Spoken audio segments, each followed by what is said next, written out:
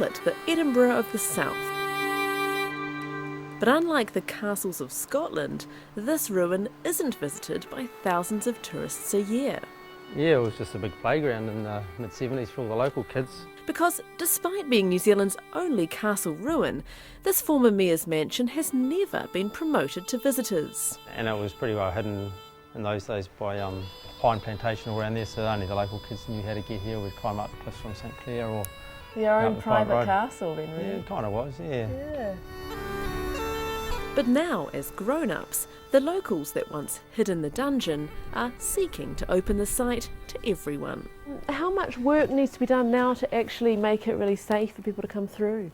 We had a report done when the trust first started, and that was about $80,000 worth, but it'll be a lot more than that now. Raising the funds to stabilise it has hinged on whether or not the public can actually reach it. All the land around it has been privately owned, so there's no real access to get to it. This castle doesn't have a moat, but it does have a subdivision, and that's been doing just as good a job at keeping people out. The whole site's pretty much landlocked. Legal access is important. Anything else is trespassing. And that was one of the problems which motivated us to demolish it. The castle has had a mysterious and exciting history, but it was almost the final chapter when former owner Dave Collett got a demolition order. At one stage, one of the big concrete fireplaces from upstairs crashed down and went through the ballroom floor in there, and it was a real wake-up call. We thought, this is dangerous, it's time for it to be dealt to. The ballroom was the first thing to go, as much for safety as anything.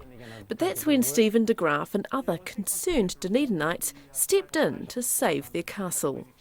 They created a trust which bought the building in the hope of preserving it for tourism. And originally I thought, well, we'd probably do that in a couple of years.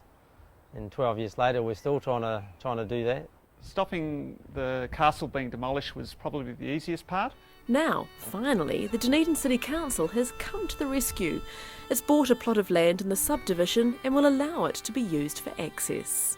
Public access actually allows us to go with something to them and say, this is a public asset and we want to apply for funding from you. So now the fundraising begins in earnest. Do you wish you lived here? No, But very cold. And that's a breath of fresh air for William Cargill's descendants. He was probably next to William Larnock, the most prominent businessman in Dunedin. So it's an important part of New Zealand history, really, it is isn't really, it, to restore? yes. The trust has grand designs, plans that include a secret tunnel. We want to build a track all the way along cliff tops back to Cargill's castle because it's linked. This is their private bathing beach. They built the tunnel through here for their family.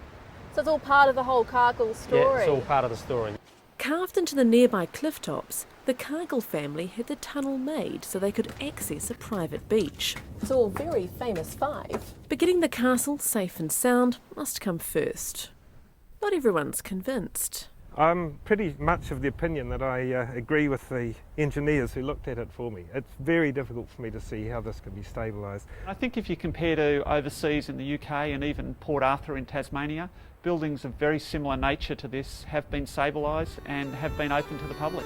But if the trust can raise the money to stabilise the grand old place, Dunedin will have another thing in common with the Misty Isles, its very own ruined, windswept tourist icon.